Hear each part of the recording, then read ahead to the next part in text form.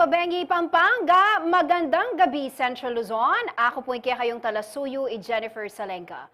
Areni na rin mga ragula balita ang yening Webes, August 15, 2024. Karagdagang dalan na ning danom keng San Fernando, dapat lang misamas ang pangking DPWH UPMO. Oplan Katok ning Pampanga PPO megresulta king pangaresto daring 32 katao at pangakumpiska daring 33 loose firearms. Singil ning sa Pilapong yaning bulan ning Agosto, miras ning maygit 14 pesos per kilowatt hour. House Bill na magtalaga king Pampanga, antimong culinary capital ning bangsa, unanimously approved ni king Kamara. At pamangamit eco-friendly transportation king PSAU, susubong dering entrepreneur students.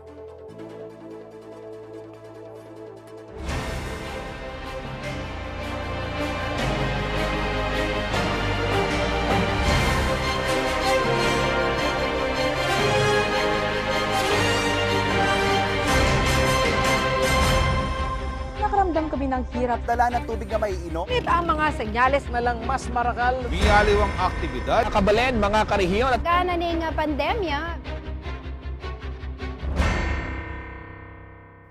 Eno kanu sasapag ding pidalana na ning danom o waterways keng syudad ding San Fernando anya mi papadalas na ing flash flood.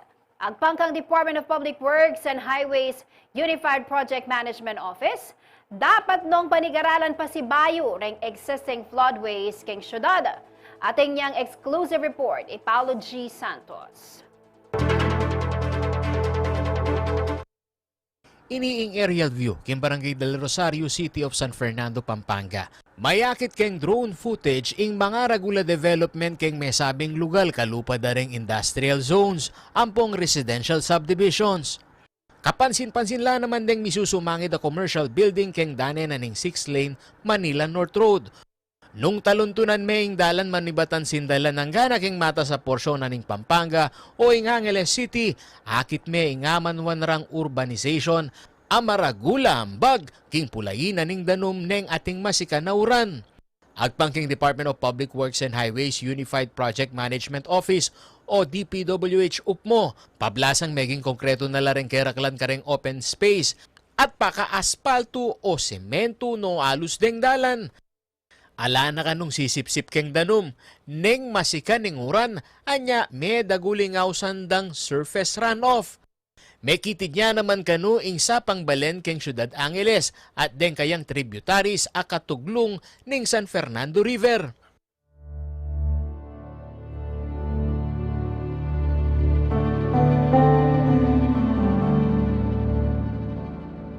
Anyaring manok nangang malapit keng sapa, king Barangay Quebiawan, San Fernando. Asahan da na kanu, ing maragula danum, oras muran keng Angeles at keng aliwapang lugal king upstream areas. Unang-una parang naano po, yung di po ba tinaas yung mga daan sa mga highway. Parang yung bagsak ng tubig halos papunta na po lahat dito. Tapos parang mababaw masyado yung sapa namin ngayon. Gusto ko po yung malalim yung sapa, mag-crack, yung keep-crack, yung para hindi umaano na yung tubig sa pamamahay. Umulan na malakas, ala na po. Hindi na po kami makatulog sa bahay. Nga ng DPWH UPMO Project Manager Engineer Edgar Yao, dapat nung panigaralan pa si Bayo reng existing floodways keng San Fernando. Halata pang downfall, ano yung paano napakantang yung director Director Surikis kanito. Miga kaiken miga proposal, although naman may finalize, miga interceptor channel. Somewhere king Telabastagan or ketang king Del Rosario. Bala mo intercept din danumani Batanangiles. Then discharge din kay Pasig Potrero. So alang may ka final survey ka rin, pero makanya nang po-propose daw. bakantay na nga saluran ng San Fernando River in Danum Tamo. Keng pamanisplika na ning eksperto, limitado yaing outlet o pilwala na ning Danum king San Fernando kareng major river system ning Pampanga. Wala po rin downfall bali na ning San Fernando, kalwal po gani pong 4th District. So kaya katamo itong mong Pederosa. Pero rin panibatana itang Mapalad Creek king kay Del Pilar, ang po itang king kay Paskuhan, itang Del Carmen. So rin lulwal lang din San Fernando River.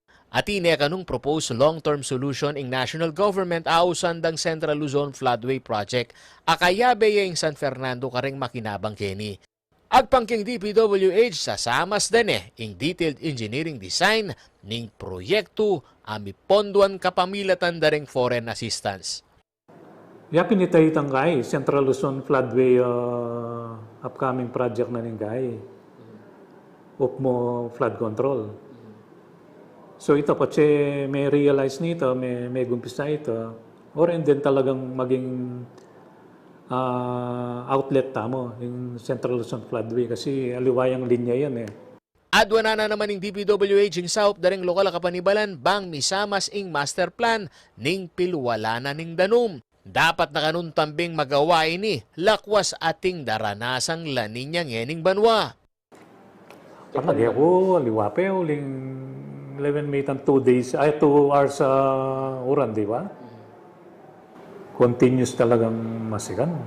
Samantala, agpangking DPWH upmo, cut-off channel king San Felipe River ing kailangan misamas ngeni. Uling angyang melinis lareni ketang minunang panahon, asan pamurin kanung mikasiltation kareng major outfall ning San Fernando River.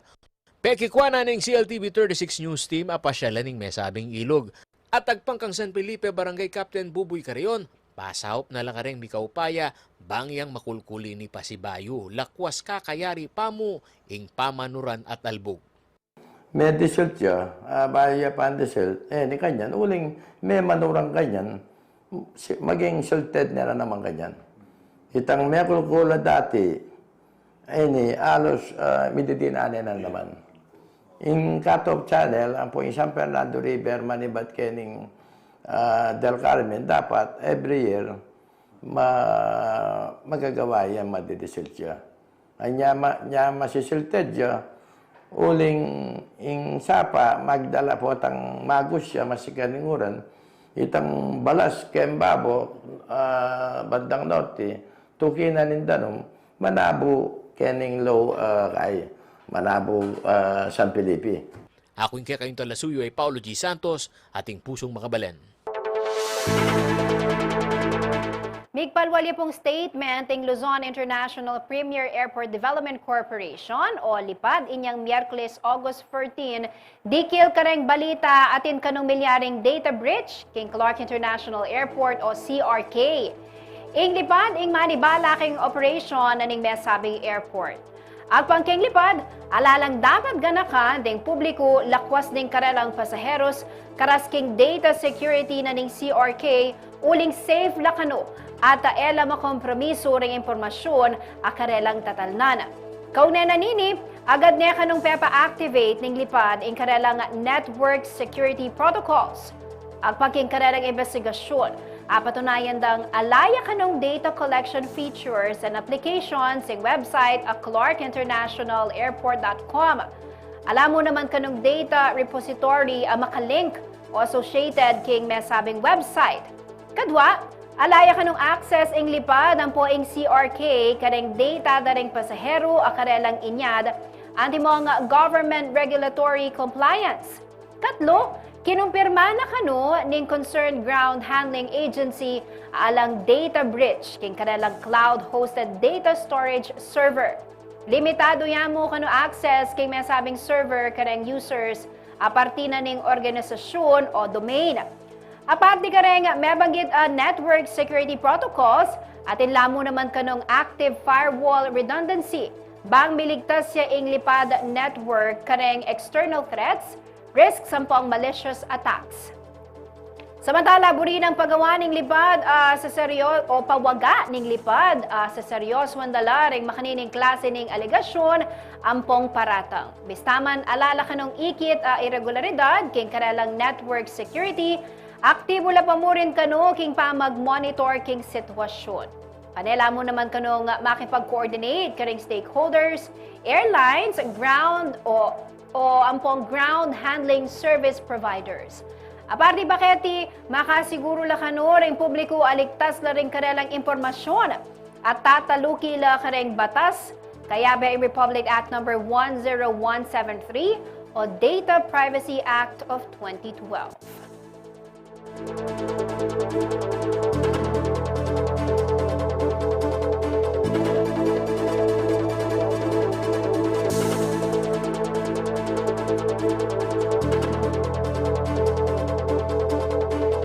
Samantala, pesik na nga din ang kapulisan ng karelang kampanya laban kareng loose firearms king Pampanga. Pauli na nini, may down niya pong briefing ng Pampanga Police Provincial Office, kampeing Regional Civil Security Unit 3, kaugnaning revitalized Katok Initiative at in Comprehensive Firearms and Ammunition Regulation Act, nganing Webes, August 15. Kenny inanunsyo na rin provincial Director Colonel J. Dimaandal kaya rin ng 30 metong operasyon ng karelang Katok Initiative, miras king 33 firearms ng karelang kumpiska at 32 katao ring may aresto. May kakumpleto na naman kadong 3,228 visits ng karelang grupo, adoble king bilang ning outreach king parehong period ning milabasang banwa. Magsilbi ka ng paganakareng numerong areni, dikil king responsibilidad dareng mikibanding baril. Programa na ng Philippine National Police ing revitalized Katok Initiative, nugno ka rin BBC talaring police king baleda ring ating baril, bang amuyutan lang mag-renew karing karelang lisensya o permit to carry. Nung ela mamintureni, ikumpiskane ng pulisya yung karelang babanjang firearm.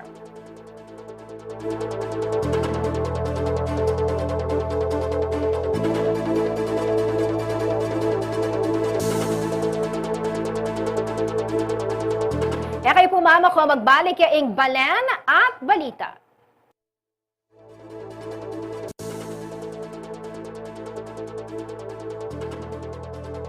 Salubungan tayang marat na ing masalang aldo. Sa ganandalang maranon ring bunga na ningindong tibuan. Pakibaluan tala ring istorya at balitang balita king Balen. Migising tana, tikdo tana, uling, abak na Balen! Abak na Balen, Lunes hanggang Biyernes, alas 7:30 hanggang alas 8:30 ning abak. CLTV 36, Pusong Bakabalen. Ngening kauran, makasadya nakakabalen. Paga nakamila kay kayo ring dapat gawan, bayo iya datangin bagyo king kay kayong lugal. Kareng ordenano, umpisan nyo nang mamupul kareng kay kayong tanam. Kareng manasan, ikabit la rin kay kayong bangka king ligtas sa lugal. At alina ko dapat dalawot king ilog o dagat. Pakibaluan niya yung paano nanin kaya kayong barangay nung sakaling kailangang mag-evacuate. Inspeksyonan niya yung bale at samastan na rin busbus o mesirang parti ng yero. Pader ang pumiyayali o ang parti ng ti.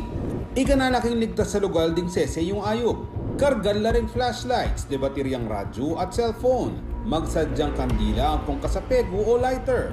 Manipon kayong danumay numan, ang pong manipon mo namang pamangan ay agad masisira. Kalupa na rin delata ang pong instant noodles. Siguraduhan yung ilagay king ali mapapasang pidukanan ring importanteng dokumento kalupa na ning birth certificate. Iparadayin kaya kayong sakin king mata 10 pangligtas sa lugal. Magsadyang gamit nung sakaling kailangan ng mag-evacuate. Panay makibalita, Rikil King Bagyo. Pakibaluan na ring ulat ng pag-asa ang pong tumutok king CLTV 36 para king latest signal warnings, rainfall advisories at aliwa pang weather updates.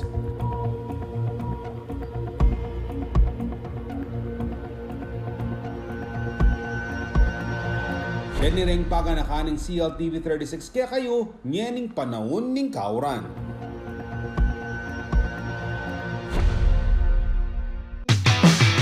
Imagine mo lang nakasama mo ang tropa at sobrang saya lang ng banding nyo. Yun ang trip namin sa Youth Voice Matters. No filter here. We're diving deep into all the juicy topics without holding back. Sa amin, walang edit-edit. Lahat ng pinag-uusapan, diretso lang. Kaya sama na sa amin mag-grill at mag-sharing session sa YV Matter tuwing Sabado, alas 5:30 ng hapon dito lamang sa CLTV 36. Pusong Makabaleen.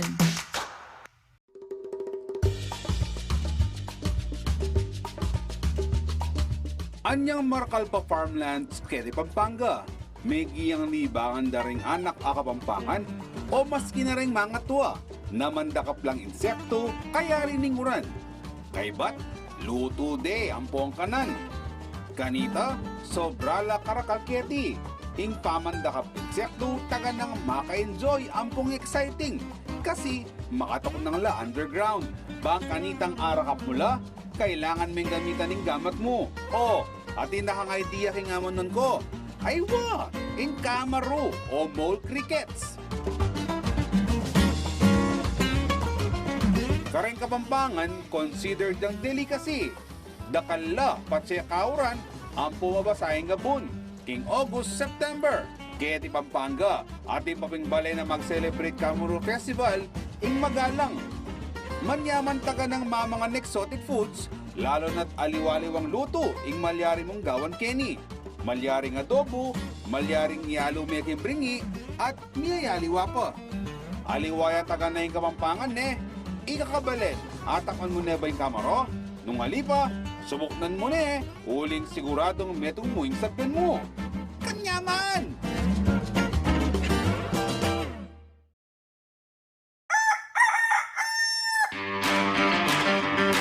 Salubungan tayang marat na ing masalang aldo.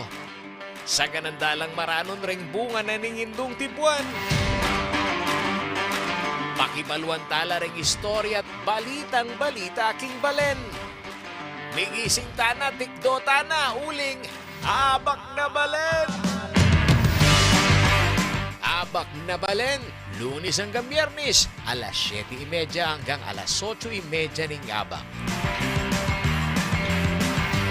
CLTV 36, Pusong Makabaleen. Ngening kauran, makasadya nakakabalen. Paga na kamila kay kayo rin dapat gawan, bayo iya datang imbagyuking kay kayong lugal.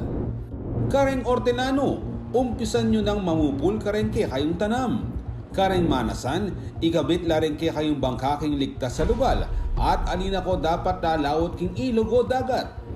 Pakibaluan niya yung paano na rin kaya kayong barangay nung sakaling kailangang mag-evacuate. Inspeksyonan niya yung bale at samastan na rin busbus o mesirang parti ng yero. Pader ang pumiyayali o ang parti ng ti. Ikanalaking ligtas sa lugar ding sese yung ayok.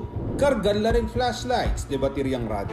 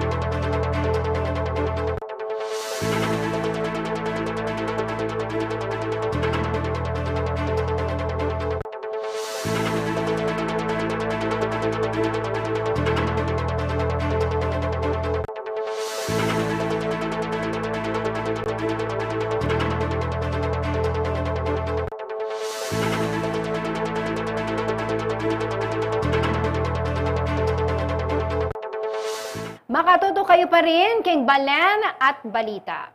Magtasya pong singil kuryente ing Esfelabco para king bula na ning Agosto. Mula iya pong migit 14 pesos ing overall electricity rate ning Esfelabco ating generation charge amigit 9 pesos per kilowatt hour. Mitas siya ini kumpara king 13 pesos and 81 centavos overall electricity rate siningilda anyang bulan na po ning Hulyo.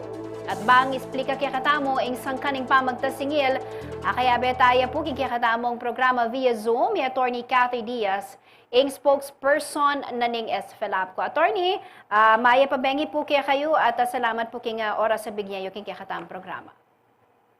Maya pabengi, Ma'am Jen, dakal pong salamat kay binigyan po oportunidad para makapag-explika tamo po karing kaya katamong consumers and makapag-remind tala po nung bakit po atin pong karagdagan na babayaran pong generation charges karen kaya karelang bill po karen karelang kuryente. Opo, itapin po, Attorney Karen Mangutang. Go ahead po. Bakit po 14 pesos ya kano? Masyado yata ang mata, sada po rin aliwan eh. Pero nano po ing explanation kanini, nano pong sakop na wari nitang overall electricity rate ne, more than 14 pesos po. So, nung atatandaan niyo po, anyang mag-interview tamo ne, bandang June po o Hunyo ning banwa ngayon ni, at tintamo pong in-announce na ma-implement po na ERC order o kaya katamong Energy Regulatory Commission. Wari po niyang buwan na po ning Hunyo or June 2024, so prayo pong babay mesingila generation charge tamo. Papatakya mo pong 2.2011 per kilowatt hour na kaya katamo pong generation charge na mesingil, and ning overall electricity rate tamo po kanita isa tsuya mo po ken 8.65 per kilowatt hour. So bababaya po ita kasi 1/4 namo po nitang generation charge kanitang bulan na ita ing mesingil. Ing kabuuan na po talaga ning generation charge tamo para buwan ning Hunyo is 8.65 per kilowatt hour. Ing sabi na po ning kaya katamong ERC 1/4 yamo po ing masingil for the month of June, kaya po 2.2011 yamo anyang bulan ning June. Ita pong mitatagan na 3/4, okay? Masingil ya po in equal monthly installment for the month of July, August, and September po. So, ing milyari po, keng bulan na po, kalupan na po nitang inanunsyo tamo bang i-expect na niya po din kaya katamong consumer, ita pong pamagtas po keng generation charge, at ito pong karagdagan na 1/4 ng generation charge tamo from June para keng July billing tamo po, at rin pong 1/4 na dagdag na generation charge from the month of June para keng August billing tamo po. At atin pa rin pong mitatagad hanggang mo pong September ini na 1/4 from the generation charge from the month of June para po keng kaya katamong September billing. Again, ita mo pong generation charge, iya pong pipit-napit na po no, in 4 equal monthly installments. Mesingilya pong 1/4 keng June, 1/4 mo rin po keng July, 1/4 keng August, and 1/4 keng September. Ing katutuan na po niti, para po keng August tamo atin pong mesingil na additional na 2.60 per kilowatt hour na generation charge, ibat keng generation charge keng June. So pinatakya po in kaya katamong generation charge ngayon August po, kaya katamong August billing to 9.07140 per kilowatt hour. Kaya pinatakya po in kaya katamong overall electricity rate to 14.658 per kilowatt hour.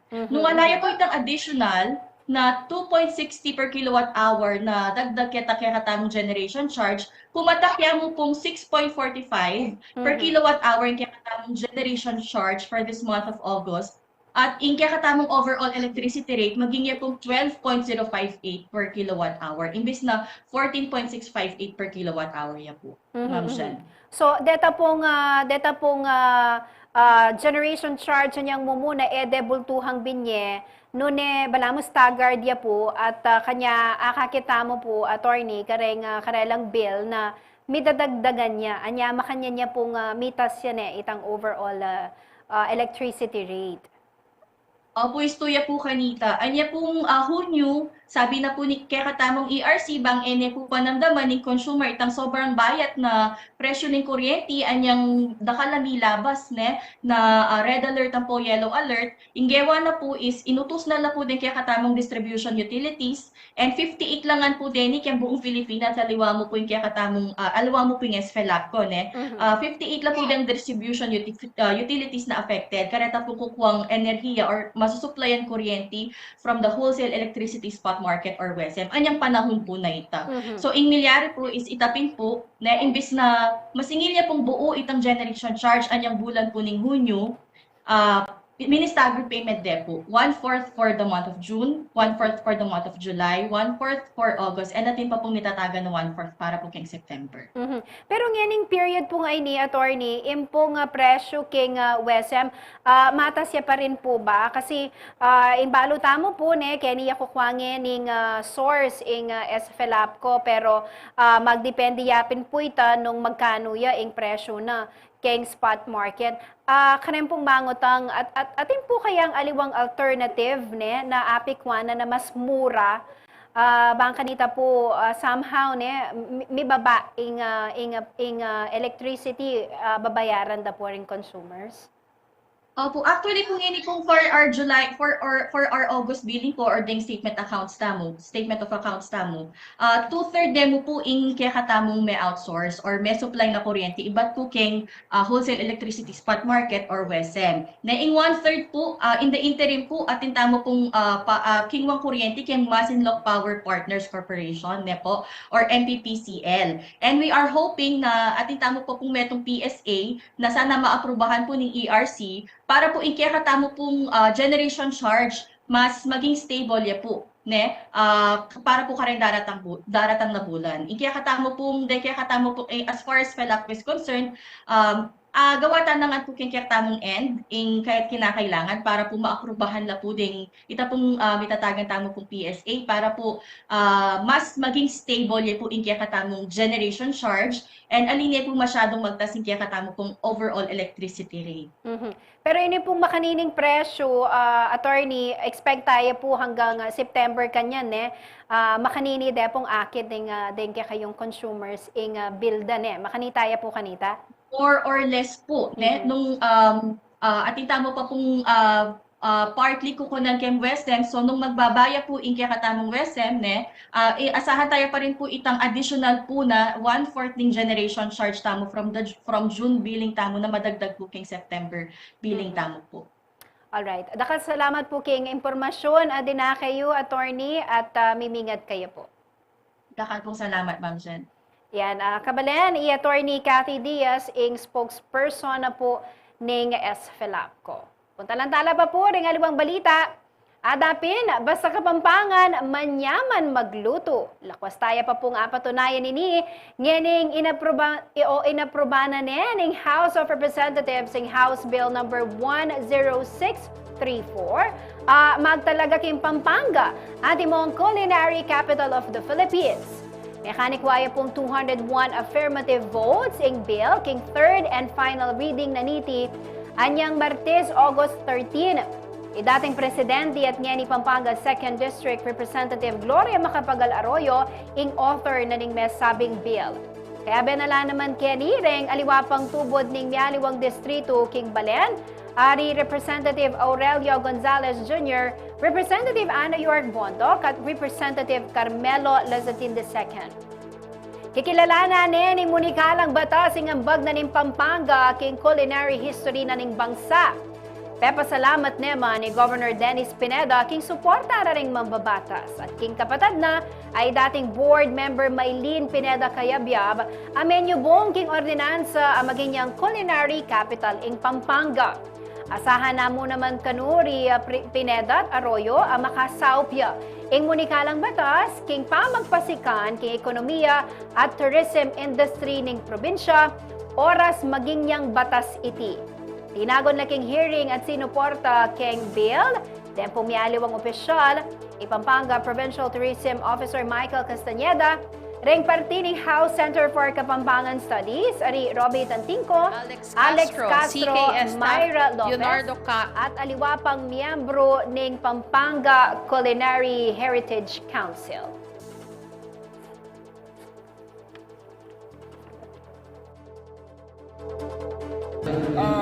It's going to put us in the on the map, on the tourism map, and also it will make the people officially realize something that they already know, that we have the best food, we have the best variety of food, and that people go to Pampanga just to eat.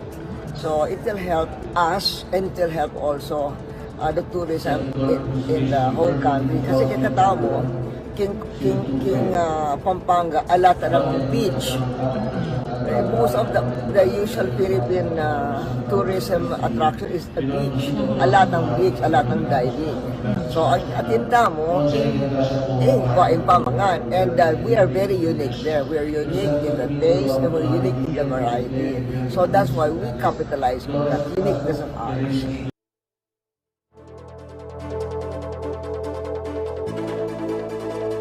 Kikalawa pang balita, bang basik na nga ng kanilang response capabilities kontra riding in tandem criminals. Big training lapureng 52 police keng Pampanga niting Miyerkules, August 14. Many bad la kareng mialiwang police stations at mobile units ng Provincial Police Office o PPO reng participants keng motorcycle tactical response training amidawon kasaup na ng Regional Highway Patrol Unit 3. Ang Pampanga PPO Director Police Colonel J.D. Maandal, makasawap yung maraguling aktibidad, bang i-address ding mitatas a bilang dareng krimen kaya probinsya. Asahan kanu alakwas pang midagdagan in police visibility at pamagpatrol, lakwas kareng high crime areas pauli na ning merapat at training.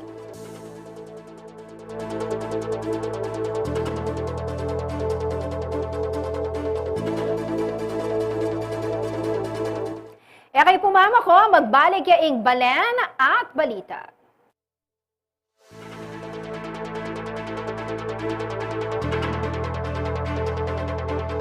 Sisig. May kakalingwan ng kalamding ang pong lara. Oy tana, atin na kang sisig na ning Angeles. Birnamo, sod na ka.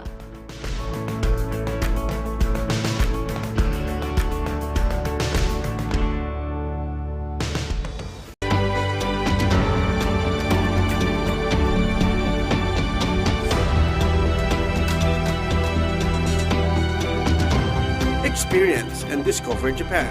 Only here at CLTV 36. Ngening kauran, makasadya nakakabalen, o reniring dapat gawan, kabang ating bagyuking ke kayon lugal. Magsadyang flashlight sa patapamangan, danumainuman, baterya at first aid kit, ang makadato king pidukanan ay alima mabasa.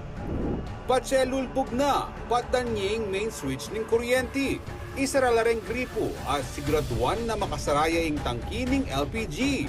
Nung lumikas kayo, dalayo lareng importanteng dokumento bantang aywasan ng pangasirada rin kingalbog.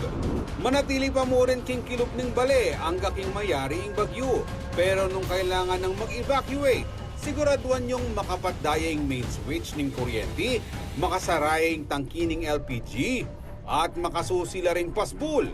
Ela mo naman kakalingwan dalanding gamit pang emergency. Makiramdam king radyo o manalbeking CLTV para kareng anunsyo rigil king bili ning panahon. Malyarin mo namang tumutok kareng social media pages ng CLTV 36 para mas mabilis sa sagaping balita. Denireng paganakan ng CLTV 36 kaya kayo nyening panahon ning kauran.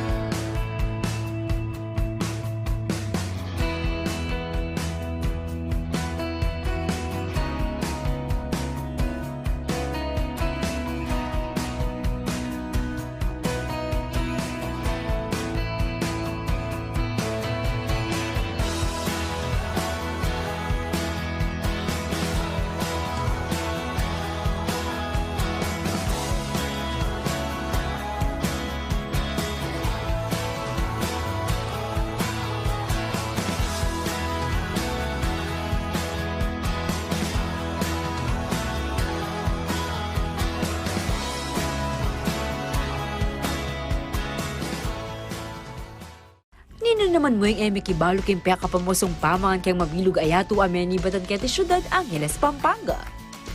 Apin niniing metong ka rin sang kanong bakit ning Kapampangan, balo dara ring sabla ang mga galing karasking pa magluto. O balo yun ako nano yung amanwan ko. Isuka, yung Kapampangan's pride as sisig. Inya pang banwang 1732, agpangkang diksyonaryo ni Kastilang Fraile Berganyo, kanita de paamano ning sisig aburi ng sabyan is to snack on something sour. Anya naman bayo na pang may uso ng miyayaliwang versions na nini, ing metong kaning sinikat, ing sizzling sisig na ning Angeles. Ore ni rin sang kabang kanita makakapagluto ka ring sizzling sisig. Mantekilya, kalamunting, asin, vetchin, larang inanis, deldak apaminta ning nang aatena ning manok, sibuyas ang popang ning nang aligang babi. Sa kami igogo kaya binaningning ng ate na ning manok. Bulos mo yung dakala sibuyas, kay ba't pulisan mo yung mantikilya yung kaya kang sizzling plate, tsaka may ibulus yung sisig. Daramdaman mo ning sasalit sa tinuluto mong sisig. May kakalingwan ng kalamunding ang pong lara. Tana, atin na kang sisig na ning Angeles. Birna mo, solve na ka.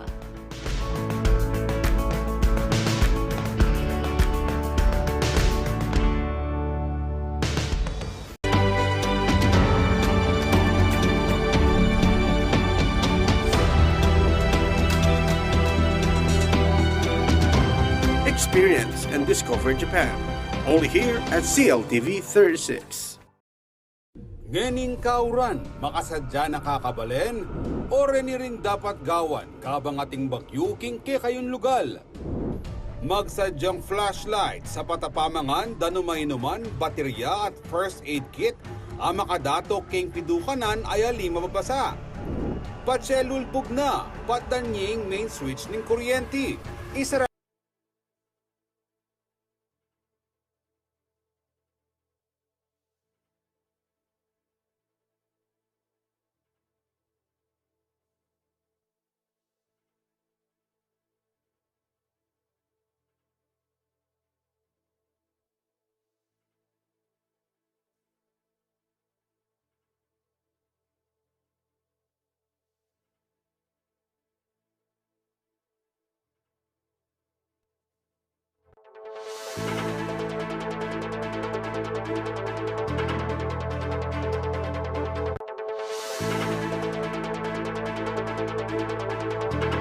Makatuto kayo pa mo rin king Balan at Balita.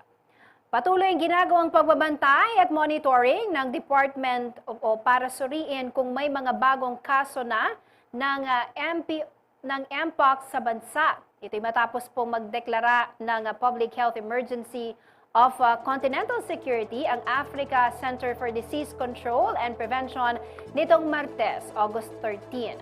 Magbabalita si Danica Gino. Naka-alerto na raw ang surveillance system ng Department of Health o DOH matapos ideklara ang public health emergency sa bansang Africa dahil sa Mpox outbreak. Nitong Martes, ika-13 ng Agosto, nagdeklara ang Africa Centers for Disease Control and Prevention o Africa CDC ng Public Health Emergency of Continental Security dahil ito sa Mpox o dating tinatawag na monkeypox na kumalat na umano sa Democratic Republic of Congo at iba pang kalapit na bansa. Bunsod nito, patuloy ang ginagawang pagbabantay at monitoring ng DOH para suriin kung may mga kaso na ng Mpox sa bansa. Ayon sa kagawaran, nananatili sa siyam ang bilang ng kabuoang kaso ng Mpox sa Pilipinas as of August 14. 4 sa mga kasong ito ay na-detect noong 2022, habang ang natitirang 5 ay natukoy nito lamang nakaraang taon. Matatandaang noong Hulyo 2022, idiniklara ng World Health Organization o WHO ang Mpox bilang Public Health Emergency of International Concern. Nagwakas ang naturang health emergency noong May 2023. Bunsod nito, iginiit ng DOH na wala raw bagong kaso ng Mpox na naiulat mula noong December 2023. Ayon sa WHO, ang Mpox ay isang viral illness na sanhi ng monkeypox virus na kabilang sa orthopox virus genus. Kabilang sa mga sintomas nito ay skin rash o mucosal lesion na maaaring tumagal ng 2 hanggang 4 na linggo. Kasama rin sa iba pang sintomas ang lagnat, pananakit ng ulo, muscle aches, back pain, fatigue o panghihina at pamamaga ng lymph nodes. Maaaring maipasa sa mga tao ang mpox sa pamamagitan ng physical contact sa isang infected na individual, kontaminadong materyales at infected animals. Depende raw sa immune system ang paggaling ng isang individual na nahawaan ng mpox. Ang iba ay maaaring makaranas ng matinding karamdaman habang ang iba naman ay maaaring gumaling na hindi na nangangailangan ng atensyon. Kasama si Karen Morillo, ako si Danica Gino para sa CLTV 36 News. Isang 4-day conference ang inorganisa ng Department of Health o DOH sa Baguio City na dinaluhan ng mga miyembro ng media mula sa Ilocos, Cagayan Valley, Central Luzon at Cordillera Administrative Region o COR. Nagsimula ito nitong Martes, August 13 at magtatapos sa Biyernes, August 16. Layo ng aktibidad na maisulong ang health literacy, katuwang ang mga mamamahayag. Kasama sa mga paksang saklaw nito ay ang Philippine Plan of Action on Nutrition o PPAN 2023 to 2028. Ayon sa National Program Coordinator ng National Nutrition Council o CAR na si Bella M. Basalong, ang programa na inilunsad noong September 2023 ay naglalayong makapagbigay solusyon sa lahat ng klase ng malnutrisyon sa bansa. Kabilang na rito ang undernutrition, overnutrition, micronutrient deficiency, food insecurity at iba pa. Kabilang sa mga isinusulong ng kagawaran ang healthier diets, better practices, improved access to quality services, at enabling environment. Sinabi rin ni Basalong na mayroong nakalaang pondo na 592.7 billion pesos ang PPAN 2023 to 2028. Ang 53% ito ay para sa multi-sectoral nutrition services, 45% sa food and diet, 1.6% sa enabling mechanisms, at 0.3% sa social behavior change. Samantala, batay sa datos noong second quarter ng 2023, aabot sa 10.4% o 2.7 milyong pamilyang Pilipino ang nakaranas ng involuntary hunger.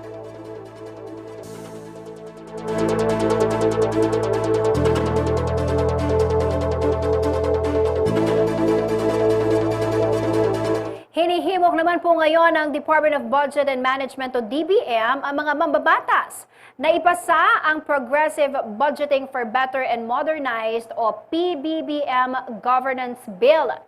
Inihayag ni DBM Secretary Amena Pangandaman ang panawagang ito sa ikalawang araw ng Development Budget Coordination Committee briefing to the Senate Committee on Finance na ginanap nitong Miyerkules, August 14, kasama sa mga prioridad ng kasalukuyang administrasyon ang naturang panukala na naglalayong i-institutionalize ang Public Financial Management o PFM sa pamamagitan ng modernisasyon nito. Kapag naisabatas na, magkakaroon na raw ng reforma na sumasaklaw sa budget cycle. Mapabibilis na rin ang digitalization ng mga sistema ng PFM, magkakaroon na ng Treasury, Single Account, Accounting and Auditing Reforms, Integrated Financial Management Information System, at may papatupad na ang Cash Budgeting System. Magsisilbi rin itong daan sa pakikilahok ng mamamayan sa buong proseso ng pagbabudget. Aktibo raw na nakikipag-ugnayan ang kagawaran sa lehislatura upang mapabilis ang pagpasa ng panukalang batas. Samantala, nananawagan naman si Senate Minority Leader Aquilino Coco Pimentel III sa kapwa nito mambabatas na sanayin ang pagkakaroon ng fiscal discipline habang sinusuri ang panukalang 6.35 trillion pesos budget para sa susunod na taon. Kaugnay nito, binanggit din ni Pangandaman ang naging pahayag ni Pangulong Ferdinand Marcos Jr. sa kanyang ikatlong State of the Nation address na humihimok sa Kongreso na maging maingat sa pagsusuri sa FY 2025 National Expenditure Program.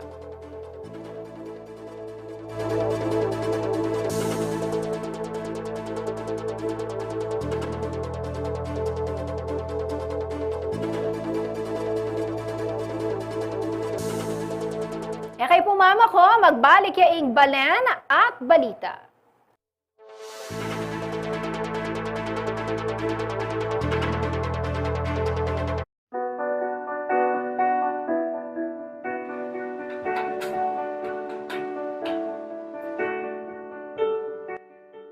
May gumpisahan kami Kenny since childhood pa kami.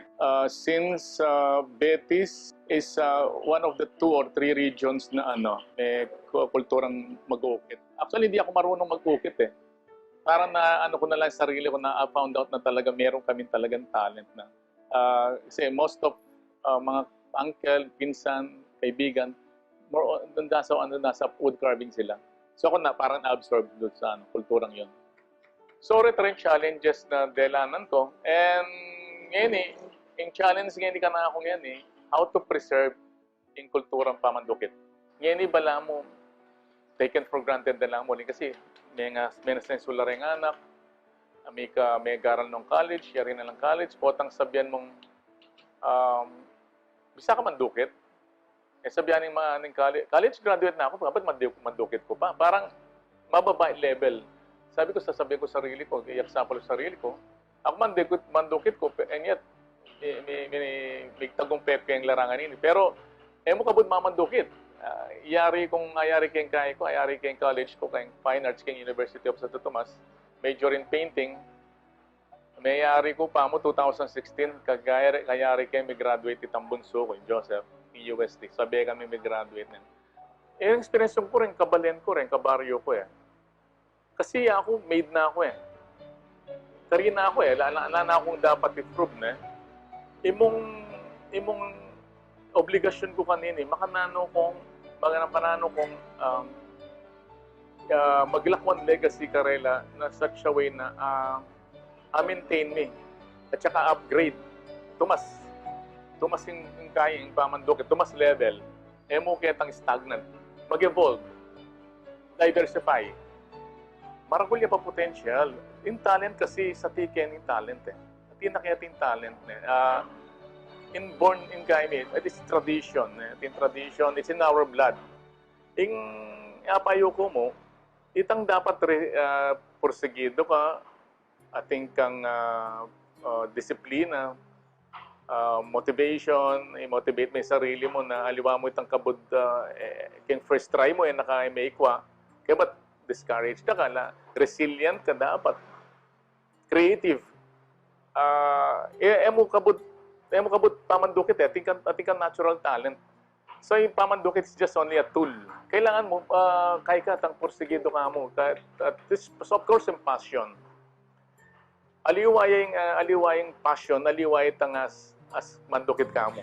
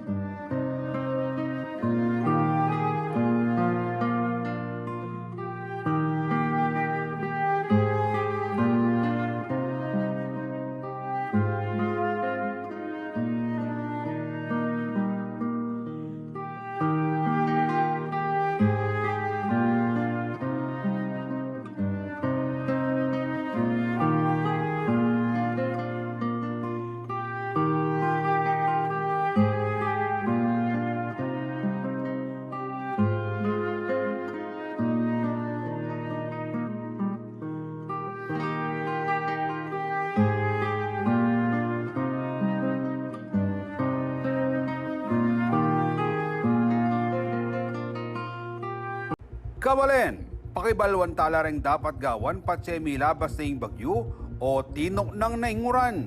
Karing kiyalbugan, alila dapat talnan ding may basang kabli da ring kuryente ampong outlets.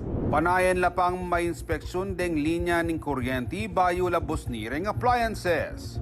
I-report ka ring manungkulan nung atin mang sirang kabli o poste ning kuryente. Biwas ka ring mitong mang tanaman, poste o nanumang istruktura. Pakibaluan pa mo nung masalese ning supply ning danom mainuman. Nung ali, pabukalan niya itiking kilub ning 20 minuto. Inspeksyonan lang masalesereng bale nung alang ayop palinob, kalupa dareng ubingan. Kareng mag-evacuate, panayin niya yung abiso dareng manungkulan nung ligtas ng mibalik kareng pibale-bale. Maglinis kilubat kilwal ning bale, masanting nung igselareng gamit amalyarid ang pagdatunan dareng amok, kalupa dareng parulang,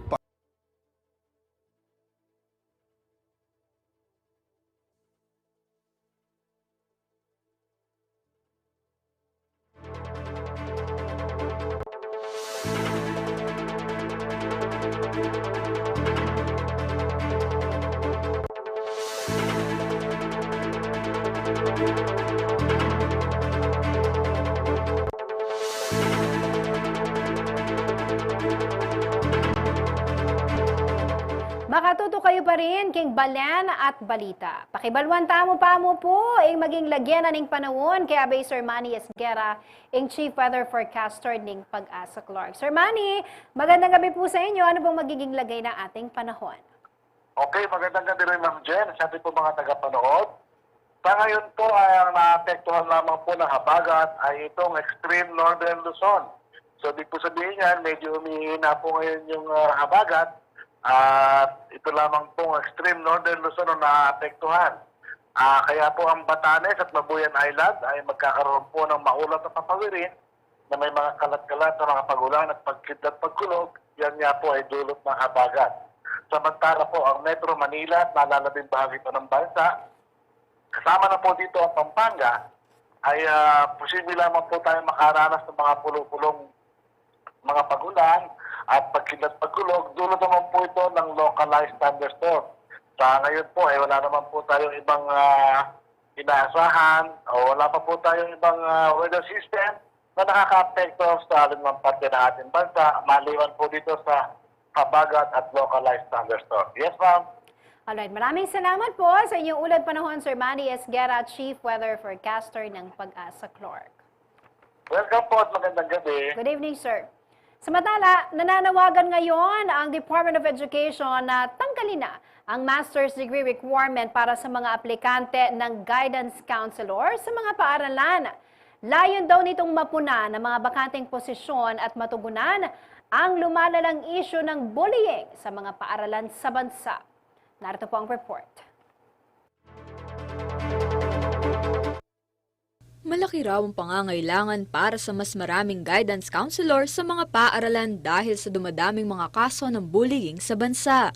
Isa ito sa mga issue na tinalakay sa press briefing ng Presidential Communications Office kasama ang Department of Education at 2nd Congressional Commission on Education o EDCOM 2 nitong Martes, August 13.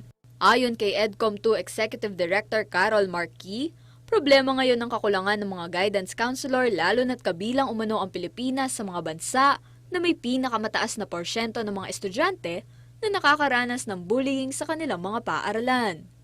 Aniya, ang naturang propesyon ang naatasang magbigay ng mental health support sa mga estudyante sa ilalim ng Republic Act 10627 o Anti-Bullying Act of 2013, ngunit lubhang kulang raw ang mga ito. Sa datos ng kagawaran noong March 2024, mayroong 4,460 na bakanting posisyon para sa guidance counselor. Bunsod nito, maaari umanong umabot sa 14 na taon bago mapunan ang mga bakante. We are the bullying capital of the world based on PISA because the highest prevalence of bullying and loneliness sa Pilipinas nangyayari. Ang gumagawa ng trabaho na to based on the Anti-Bullying Act as implemented is yung guidance counselor. Pero yung vacancies natin sa DepEd, almost 5,000. Plantilla positions ng guidance counselors, wala. Yun pala, pag tiningnan mo, wala namang nag-o-offer ng Masters in Guidance Counseling all over the country. Yung average graduation numbers, 300 per year. To fill all of the vacancies, it will take us 14 years. Ayon naman kay DepEd Secretary Sonny Angara, tinalakay na raw ng kanilang ahensya kasama ang Civil Service Commission at Commission on Higher Education ang panawagan hinggil sa pag-aalis ng master's degree requirements sa mga aplikante ng guidance counselor sa mga paaralan. Para maging isang guidance counselor, nasa batas na kailangan magka-master's degree ka dun sa pagiging guidance counselor. So, number one, yun ang problema. So, sana punan muna yung mga bakante, yung 5,000 bakanting posisyon ng mga kahit graduates ng guidance counseling and psychology or whatever specialization. Pero hindi na kailangan yung master's degree. Parang bigyan sila ng palugit o 5 taon para makuha nila yung necessary credentials. Kasabay nito, hinimok ng kalihim ang mga mambabatas na amyendahan ang Republic Act 9258 o Guidance and Counseling Act of 2004 upang tanggalin ang master's degree requirement para sa mga guidance counselor. Sa ilalim ng RA 9258, ang guidance counseling ay maaari lamang gawin ng isang individual na nakapasa sa licensure exam ng Professional Regulatory Board of Guidance and Counseling. Habang ang naturang pagsusulit ay bukas lamang sa mga may hawak na bachelor's degree in guidance and counseling o iba pang kaugnay na larangan, gayon din ang master's degree sa guidance and counseling mula sa isang institusyon sa Pilipinas o sa ibang bansa na kinikilala at accredited ng CHED.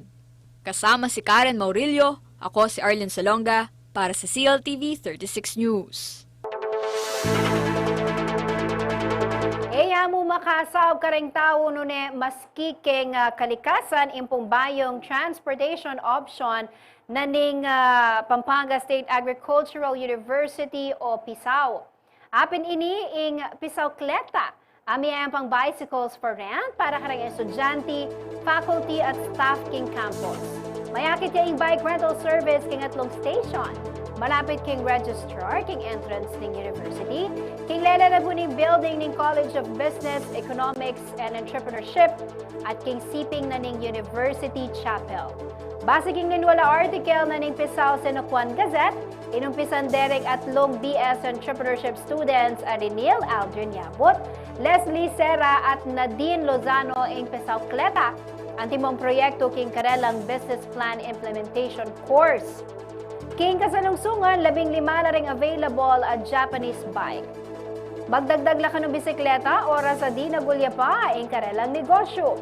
Plano ra namang maglagay additional bike stations malapit king buildings ning Forestry and Animal Science, College of Arts and Sciences at College of Education.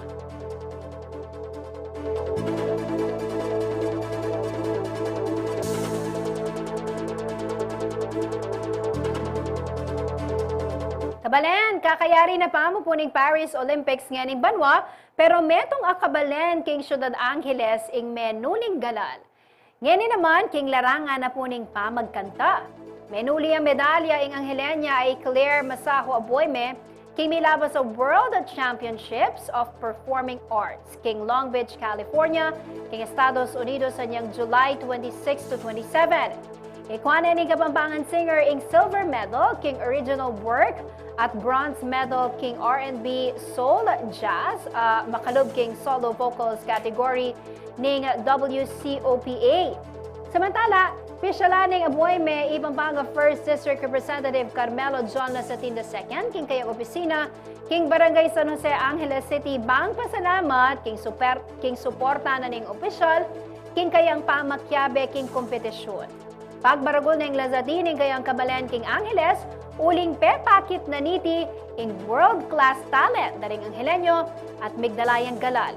Emo para king bangsa, nune pati king syudad.